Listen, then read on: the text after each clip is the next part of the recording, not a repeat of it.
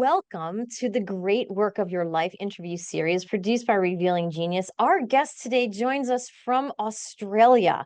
She holds a PhD in decision making from Harvard University, and she spent 2 decades scaling tech businesses, leading not for profits, consulting to some of the largest multinationals with the Boston Consulting Group, and building new products and innovations across many markets and sectors. Get this, in 2023, she was named Australia's Female FinTech Leader of the Year and has been recognized for driving hypergrowth and for building award-winning cultures. Similar to sports teams, she now coaches growth-minded organizations, coaching the CEO plus the entire leadership team as a team coach.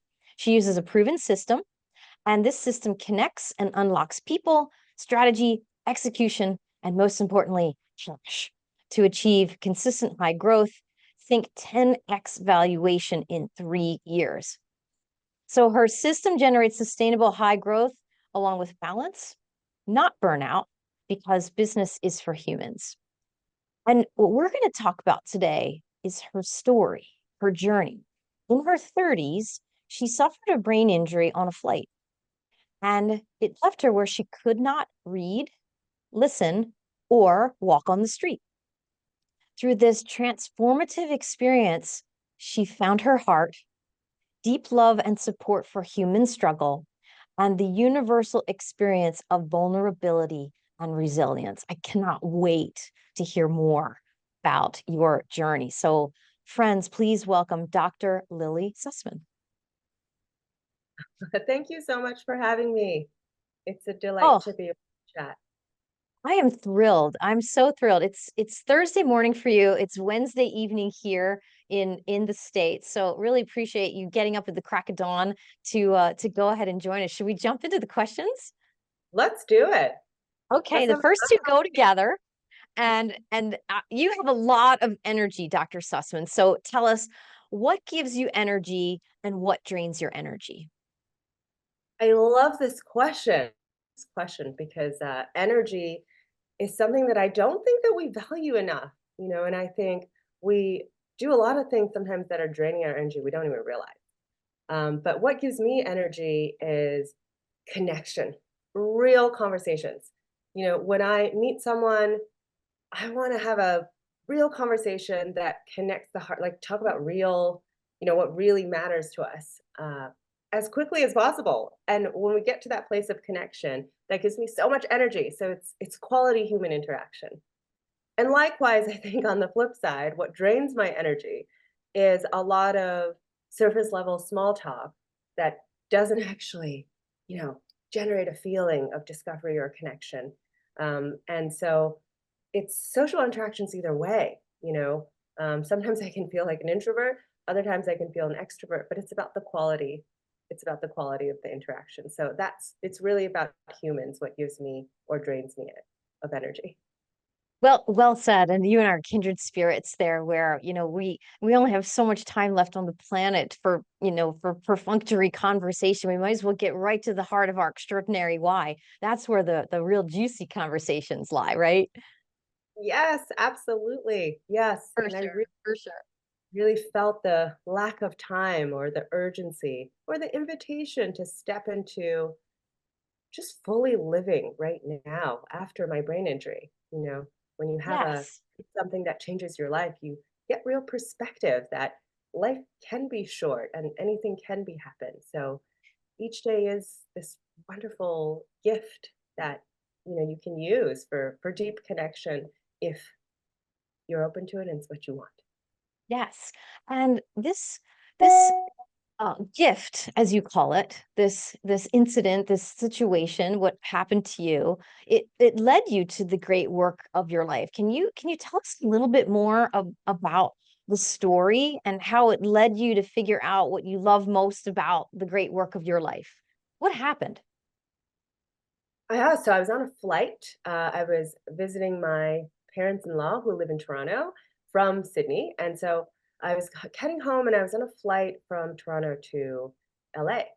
And someone accidentally knocked out something heavy from the overhead glove compartment. And it was a duty-free bag. It had a very large bottle of maple syrup, the ones they sell in the Toronto airport as souvenirs, and they're really gigantic and made of heavy glass and shaped like a maple leaf. So it just kind of it's an accident. Of course, she didn't mean it, but it just slid out and it fell on my head.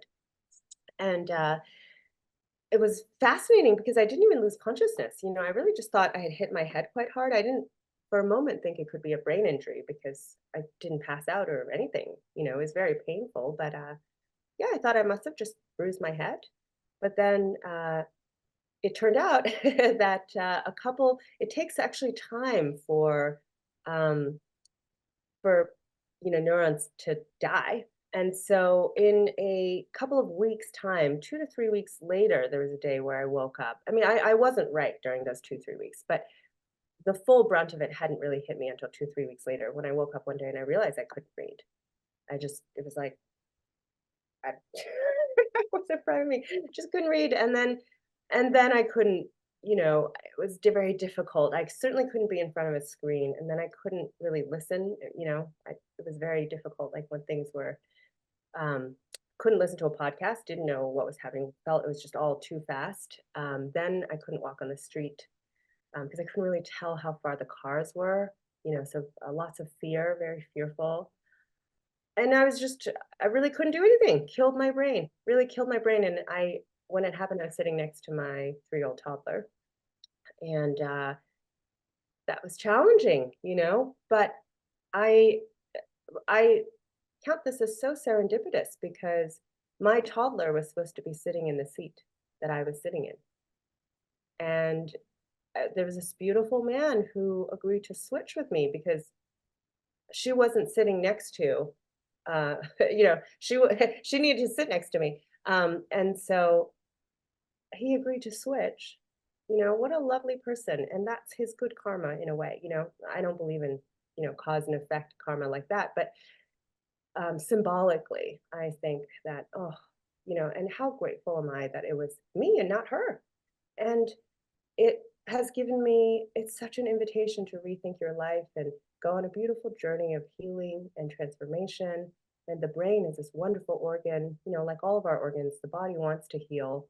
And it's really about how we can support a human being to heal.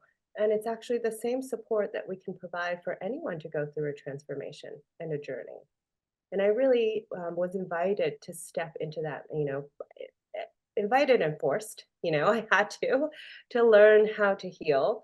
And it became a beautiful journey. It really deepened my connection with humanity because I really understood the suffering of everyone. I deeply understand the brain and the connection between mind and body. Mental health is not wasn't it's not like a term that I don't understand anymore.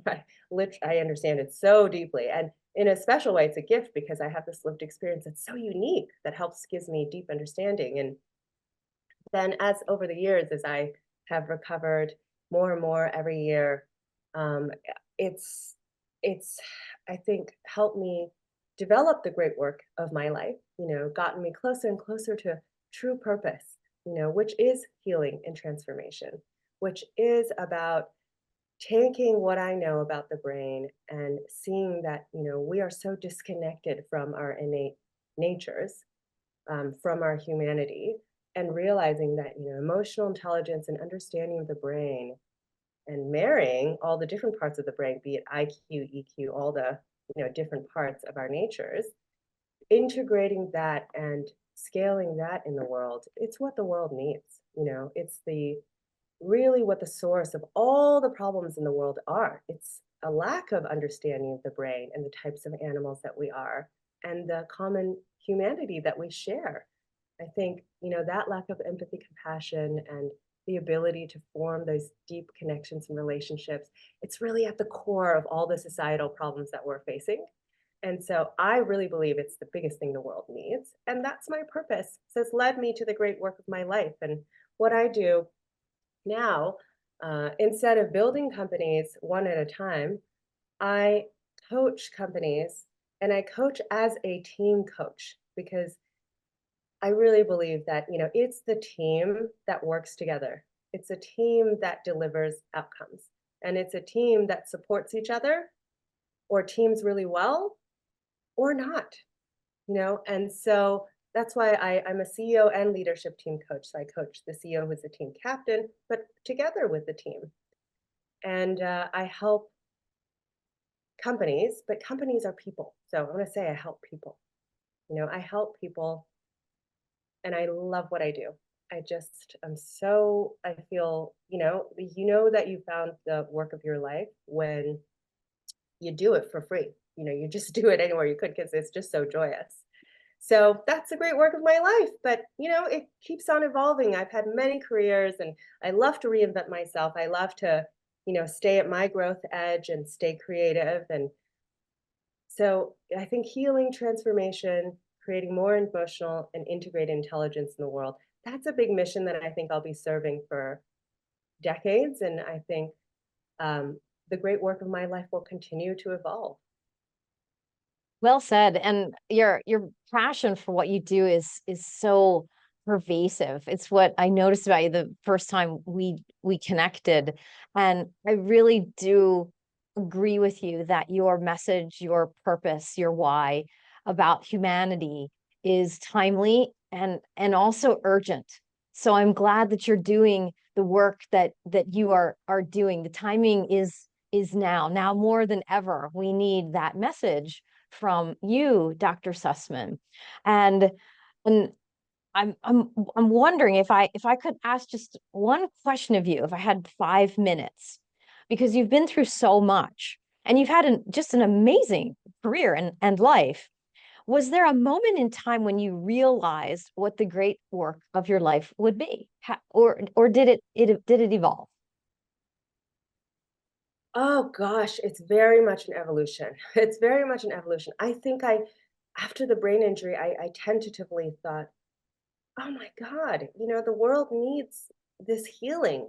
God, I needed it, but the world needs this. We all in a way have post-traumatic growth um, that we need to kind of do.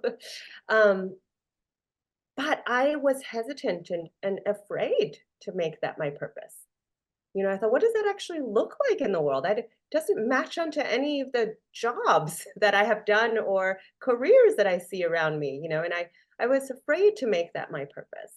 I think it's an evolution, over years of stepping into your own grounded confidence and stepping into that connection, not being afraid to, use words that don't fit anywhere. You know, people are like, "Well, what do you mean your purpose is healing dread? What does that mean?" And I think it takes time to figure out what it means. And that's okay. So I do not feel it's been an overnight. I feel it's a journey of years Yes. And and you years. you have an interesting system. It is called metronomics that you use with your CEOs and your leadership teams. And and I'm sure you can get into some very animated conversations. I'm just I wish I could be a fly on the wall to watch you facilitate. So with that in mind, what do you love the most about your work and what do you like the least? Well, first metronomics, I cannot take the credit for it. It was invented by a wonderful woman, a Canadian superstar, a woman named Shannon Sesko, who has scaled her own companies, who has then developed a really rigorous and unbelievable system for scaling companies. It really connects all the dots across people, strategy, execution in such a disciplined way that I've never seen before. And I was a career strategist and an operational leader, and just so impressed by it and so admire it, and I'm very proud to be coaching that system. But in terms of what I love about translating that system, as well as my own insights about the brain, as well as my own take on how to take a team from here to there, what I really, really love about it is, you know, there's a lot of frameworks and a lot of book learning, and I would say IQ-based learning, you know, that's out there. And I think when a team starts working, they want the idea of quick fixes, which tends in the mind immediately gravitates to logical things, to IQ-based things. It's like, okay, what processes can we put in place? What are the quick things we can learn? What are the exercises we can do around strategy? How do we implement execution better and put in like a different processes to drive alignment and to drive uh, being more systematic in how we execute, drive discipline. All these words sound quite IQ based, you know. But the interesting thing is when you are working with a team, when you are facilitating a team together, the true breakthroughs around alignment, yes, all of that, those IQ based, like process development, really thinking hard about business problems and setting the business up right. Yes, that's critically important, but it doesn't really work. Like the deep unlocks are on the EQ side, because oftentimes teams they don't even realize, but they're sort of like imagine like a soccer team where instead of them being really attuned to each other and paying attention to, where the ball is so they can dynamically pass the ball and receive the ball, they're sort of, you know, like not really looking at each other and doing their own thing, like marketing's over here, sales over here, products doing its own thing. Like they're trying to win the game, but each in their own way, as opposed to really behaving like a team and winning together. And when you build that kind of connection, when you build that kind of deeper attunement and care, and this identity shift from me and my function, me as a function leader, me and my responsibilities, to we're all here to achieve the team result. How can we help each other, And that isn't to say to get messy with the function. It's actually, ironically, you get more clear because you really spend time figuring out what the team formation should be and how everyone contributes. So you're very clear, but you're very attuned and you're very connected and you're operating in a totally different way. So the facilitation of getting a team from here to there, where they suddenly feel a different level of connection, different level of connectedness, and can operate like a different team. I often refer to Ted Lasso, which I just love that show for anybody that's seen. It's a great show. It's so wonderful, right? But it's a lovely illustration of a journey like this. And so the joy that I feel the most when I'm doing this work is seeing all those dots come together, seeing all those dots and seeing the transformations and seeing the impact. Just speaking to a CFO yesterday in one of the teams that I work with, and she said, Lil, you won't believe this, but after our last offsite, I just cried. I cried and I cried, and I went to get my nails done. And I was crying to my nails lady because it was just so emotional. It was so impactful. And I like that just, I could cry hearing that. Like that is joy. That is joy to me. Yes, and that's success, which is my next question. I mean, you've been through so much, and I'm sure you've had time to really reflect on this. And I love your word attunement. I almost feel like that's like a hashtag for you, for Dr. Sussman, hashtag attunement. So how do you define success? What is for you? Oh, what a great question. And I think it's a question that if you had asked me that earlier in my life, I would have told you it's a moving target, right? It's a moving feast because every time you do something, I'm already setting the bar higher, and that's how I was raised. Very like classic Asian tiger parented, keep setting the bar higher. Like, where's the other 1%, and I very much operated like that. And I think, again, I credit the brain injury of inviting me to let go of that, or at least provide an alternative to sometimes challenge, you know, that narrative in my brain.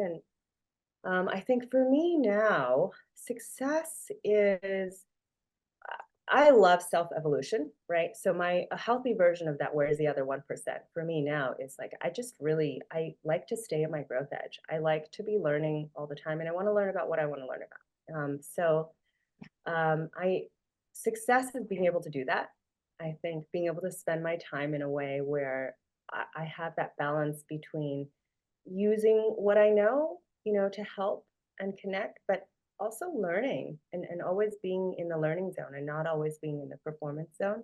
So I love that. So it's more of like what each day feels like. I think success is like, what does each day feel like? And success is always just the depth of relationships and the amount of love you have in your life, the amount of laughter, joy, And I think contentment, that becomes more and more important to me. Um, it's a lot about like, can I just sit on the couch with a cup of tea, do nothing, and have no urge that I need to be doing something, contentment. So all those things, and in a way it sounds quite selfish, when I say that it's a wholehearted life, right? It's a life where it's like there's no prerequisites for worthiness. Like we're all already worthy in the Yes. in lovely words of Brene Brown.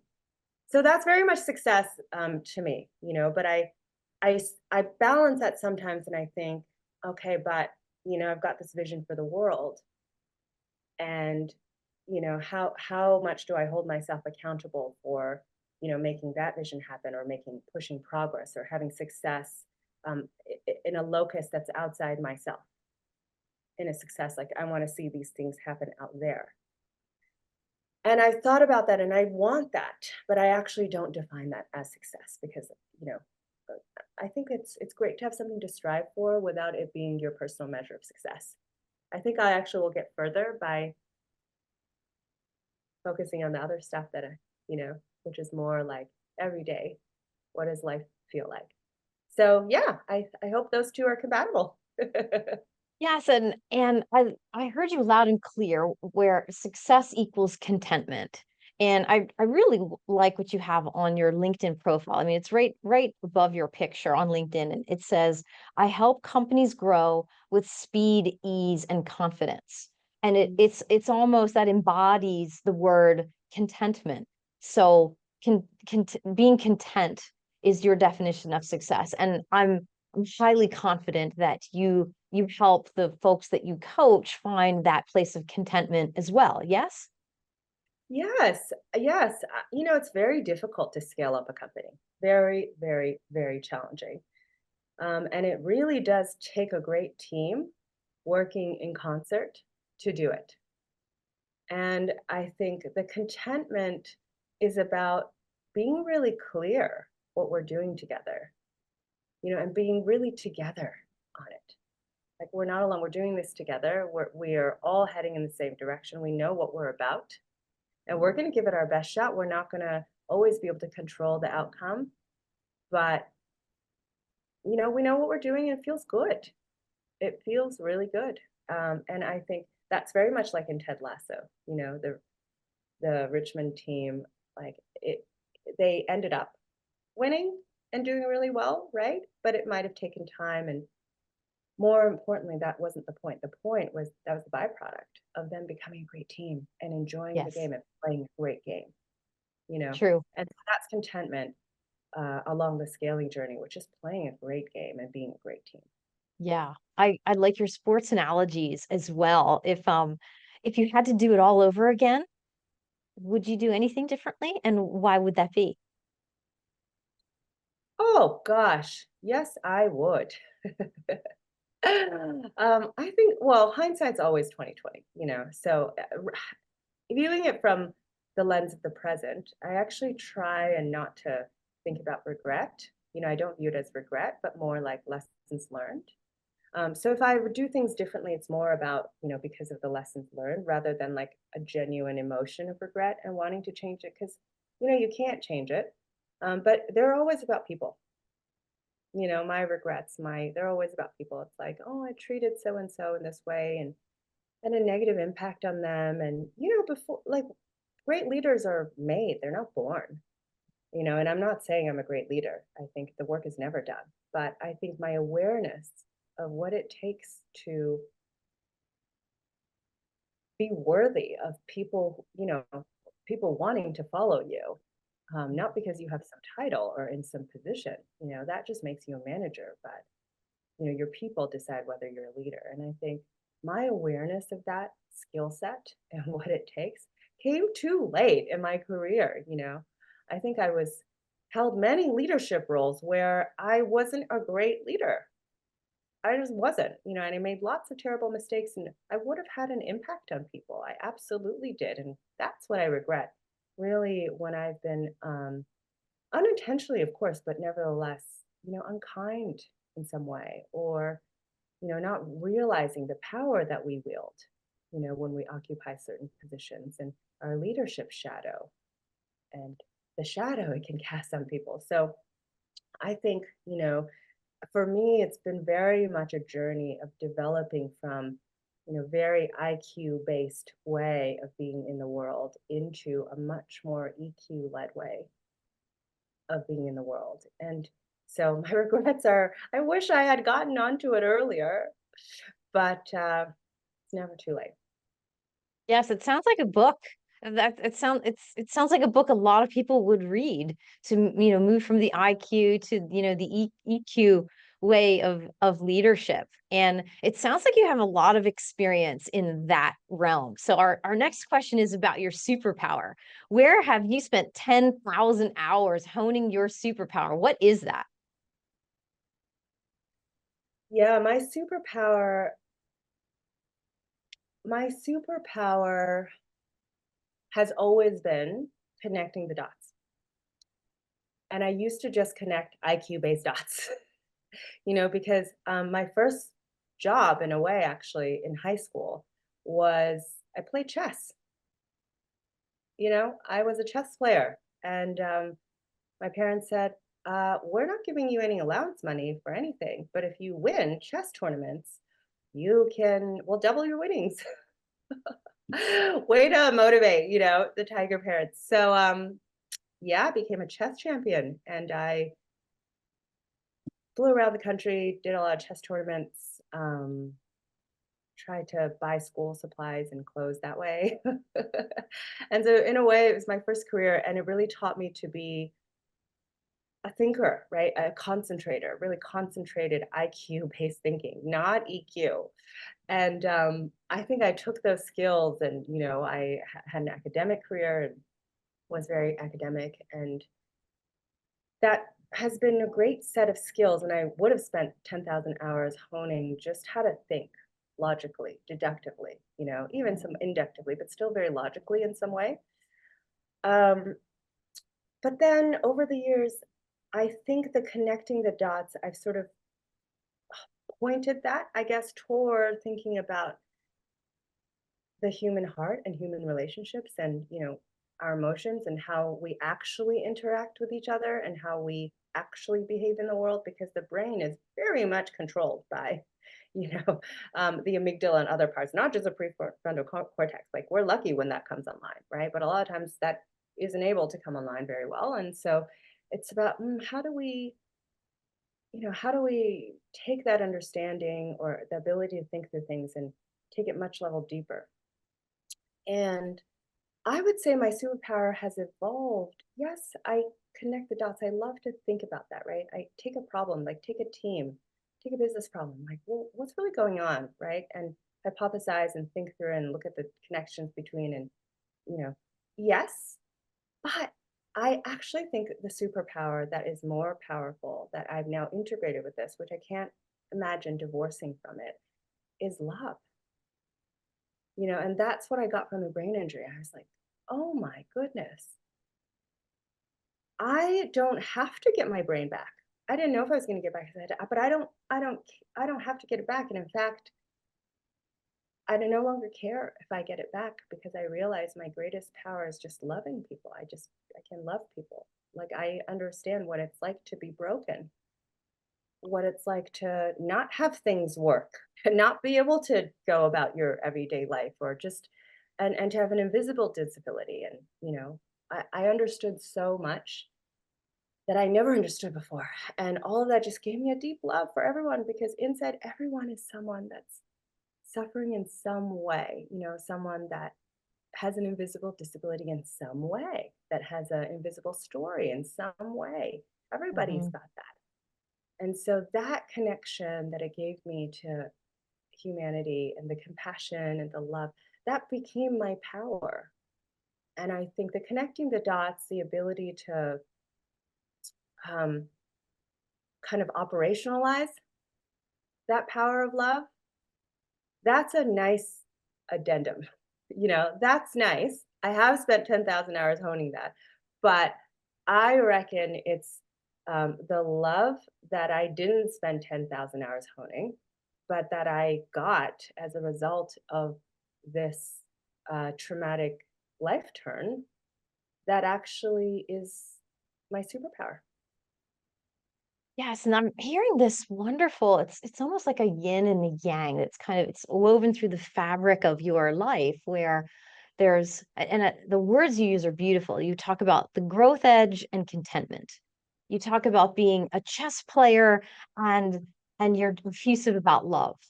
Um, and and so I'd love the dichotomy and it's probably a really good segue into the next question, which is what do you know about yourself to be absolutely true? Ooh, what a question. What do you know about yourself to be absolutely true?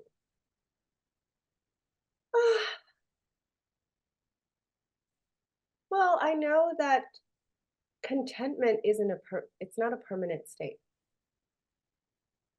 My mind is fractious, like it's a stressed out little monkey, you know? A contentment is something that I arrive at more and more, but it's hard work. And so I know myself that I will always have, my inner child is very much the anxious overachiever, you know, the person that was Asian parented, like that child is in here, she's in here. And I think my evolution is having my healthy adult kind of, you know, hold her hand, the anxious child, and kind of go on that journey together. But I think what I know about myself to be absolutely true is that we all have this, that, we all have our inner children and frozen kind of, we've got those inner critics, and those experiences that have shaped us. But I also know it's absolutely true that we have access to this deeper love and the wiser version of ourselves. So I know that it's all in there. It's all in there. So my job as a coach is how do I invite and bring out the wise, healthy adult in everyone, right? And use those powers to build an incredible team. So what I know is like people have this, everyone has their journey, everyone has the product of their experiences, but they're not limited by them. Like they'll Yes, you've always, certainly raised my awareness about the, you know, the it's not so much tension, but more embracing the head and the heart. So I'd love to ask you two more questions and then pause for a moment, and then we'll go into a bonus question. We'd we'd love to get your advice on two things. One is, what is a book that inspired you to behave or think differently? oh, well, I am not going to be the only person that says this. I bet many of your guests will mention this, but I just do love Brene Brown. I really do. And I would say it was her, it's an audio, it's not a written book, but it was a workshop that she did that's recorded called The Power of Vulnerability, which is like it's an audio book basically. Um, and it has a lot of, it kind of combines some things from her earlier books, Gifts of Imperfection, and also combines stuff from Daring Greatly. But the power of vulnerability that I just listened to over and over again. And I listened to it, I can't tell you, just dozens of times. Well, especially in the early years of recovery from the brain injury, it really kept giving me emotional nourishment and sustenance, and it has really helped me lay a foundation for what I believe, and when you said head and heart, it's funny because in our language, in our society, we have these dualities like mind and body as though they're separate, and head and heart as though you could be two, there's different types of people. There's head people and heart people. And I'm like, well, no, like we all have the same brain. We've got amygdalas, we've got prefrontal cortexes, we've got head and heart, right? What we mean by heart, like it's all in there. in each one of us. So I think viewing the human in a more complete way, it actually, for me, it started with our work. And I think the power of understanding that vulnerability is courage and really understanding what is it? Like, what is that feeling of risk and exposure? When does it show up? Why is it the most important thing and the master emotion? Oh, that really has just gotten to me. And I think all the time about um, I think all the time about vulnerability because it's sort of the door that you have to open before you can change. You know, like if you really want to transform and heal, and you want to take a team from playing at this level to playing at this level, you're not going to get there without walking through vulnerability, right? It's the first door to walk through. So even understanding that, it gave me so much insight into how to walk someone through something challenging, or just how to walk someone quicker. You know, like you want to change something, you want to change someone. How do you do that? You've got to dive right in there into vulnerability. Now I can see how you have enabled the 10x valuation in 3 years, and how you have been it sort of the stealth secret sauce for CEOs and their leadership teams, where you are the wind beneath their wings, helping them to embrace vulnerability, and therefore next level, take that quantum leap. And what I'm hearing is the way to do that is to walk through that door of vulnerability, using your words. I love that. It's a great quote. That might be our soundbite for today. It was beautiful. Oh, well, I can't take the credit. These ideas belong to others. Brene, Shannon Sesko, and Metronomics, but bringing them together. But I do think that yes, a team that is really able to walk through vulnerability together and can be vulnerable with each other, boy, do they operate differently. They will climb up that ladder. They'll be able to implement figure out much better strategy, implement a completely new and much more demanding, more disciplined, rigorous set of execution habits. They'll be able to learn like all the principles of cash and how to, do it much better. They'll be able to do all this stuff, the IQ based stuff, much faster. So it is a power that lifts people up and helps them change. And I think it's the role of the coach is to help get people from A to B, but it's we don't we're not the ones that are changing. The team, the individual people and the people together, they're changing. The credit is due to them. But I think everyone needs enabler, everyone needs like support, encouragement, and just the right intervention at the right time. And I think that's where coaches can play a powerful role. And I know you're a fantastic coach, so you do this every day. Oh, well, thank you. It's the facilitation part is my superpower, and I do absolutely love it. And like you, I really see myself as a catalyst, that we can be that third party observer who asks the right questions to get folks to next level. So I'm dying to ask you this next question, because I see behind your left ear on your shelf is a quote. So the question is, what's your favorite quote and motto, and why? And I'm dying to know what that quote is on your shelf. That's in your office. Hmm. Well, I mean, this is a virtual background, so Oh, it's gotcha. not, Okay. but I'm glad it looks real. It does. It looks absolutely real. So I don't know what's actually behind me, but favorite quote. Uh, I, this is because I'm such a fan of Renee's work. I very much always think about the Teddy Roosevelt quote.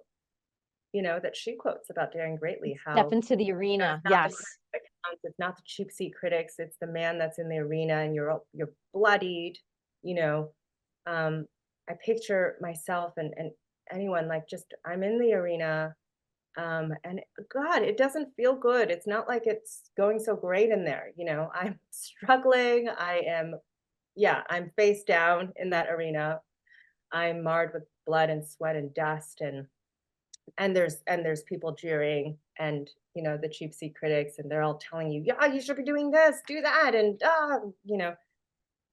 but as she says in that quote, as Teddy Roosevelt says, right? She quotes Teddy Roosevelt. Teddy Roosevelt said, "It's not the critic that counts. It's the person in the arena." And it is very much about, it's great that you're feeling vulnerable, because who wouldn't be when you're face down in the arena with all these people watching and cheering. But it's just about the courage. Like, it's okay. It's okay. And then you pick yourself back up and let's go again. That's real grit. That's real resilience. And to love and encourage yourself enough to do that. Because it's so easy, isn't it, to listen to cheap seat critics. Because sometimes, like, they're all around us without having any ill intention, right? They're the best intentioned. I mean, if I'm scaling a company, sometimes that's an investor, sometimes that can be even my board, if I haven't done a great job. Like, they're rightfully concerned, but they're very concerned, and they're, maybe like dipping down and micromanaging. And, it can come from, pressure comes from a lot of sources, right? And mostly it comes from us. Like, you know, myself as a founder, and many of the founders I work with, like, there's so much that feels like is riding on the success of whether or not this project, this company that I've been building for 10 years, like, is it going to fail? Am I a failure? There's a lot riding on those.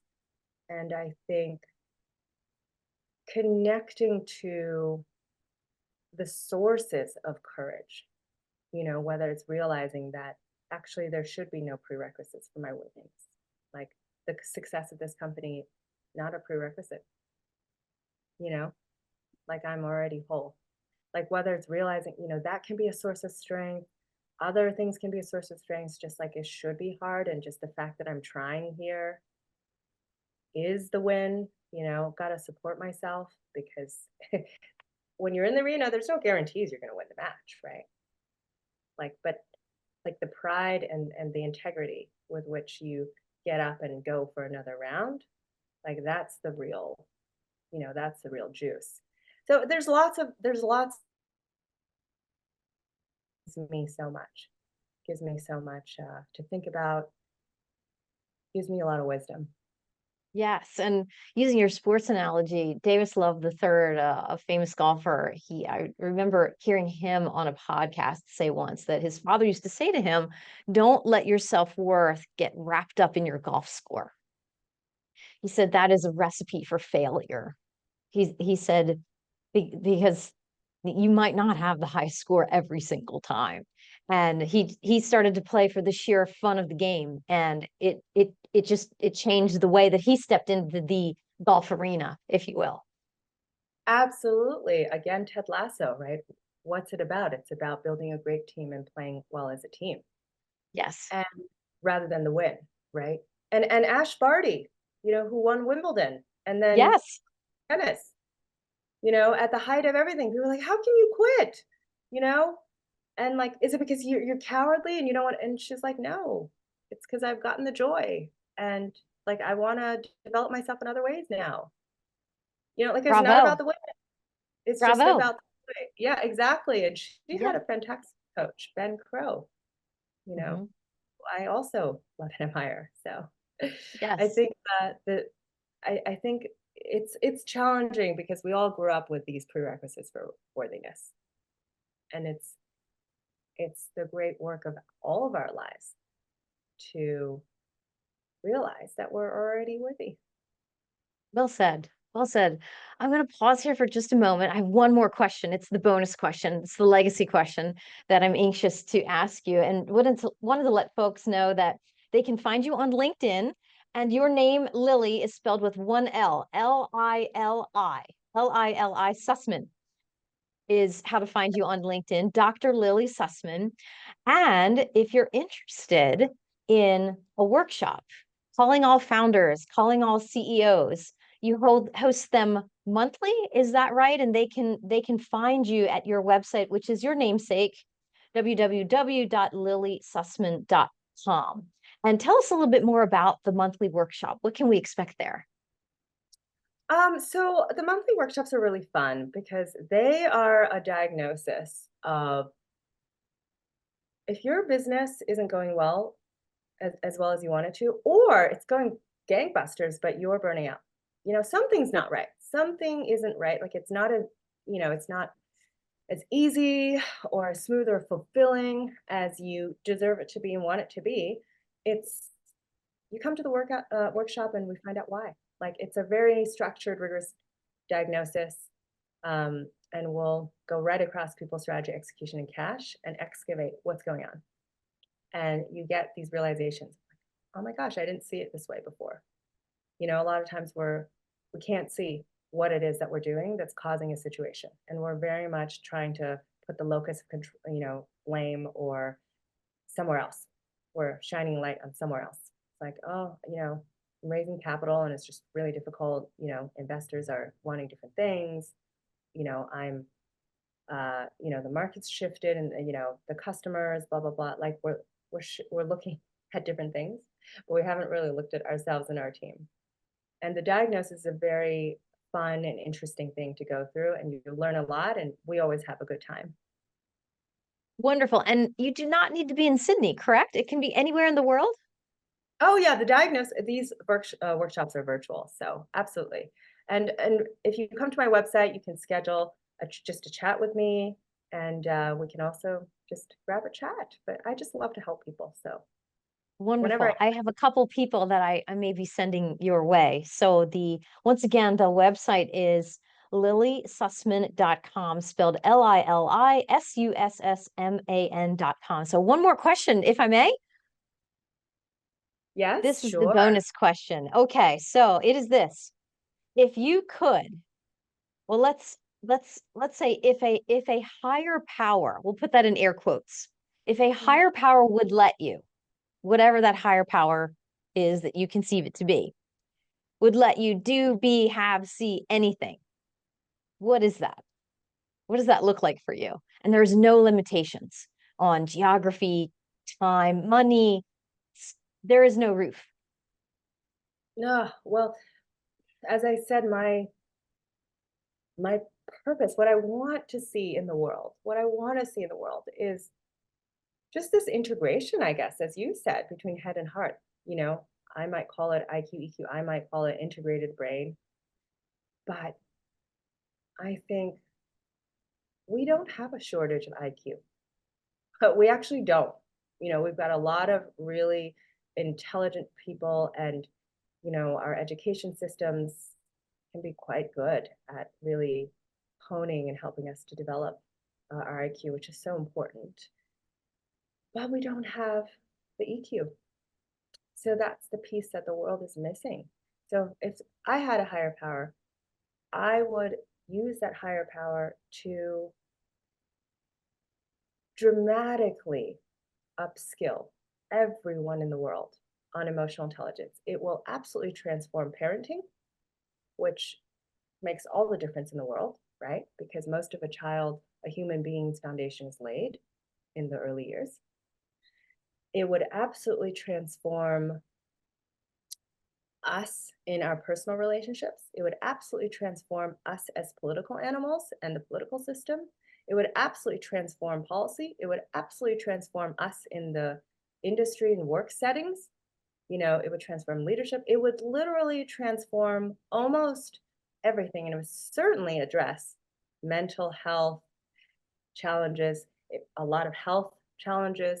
It would certainly address um, most of the headlines that we see as the big global challenges, right? Lack of international cooperation on climate change, threats to democracy all over the world, rise of discontent and, extremism, all of that.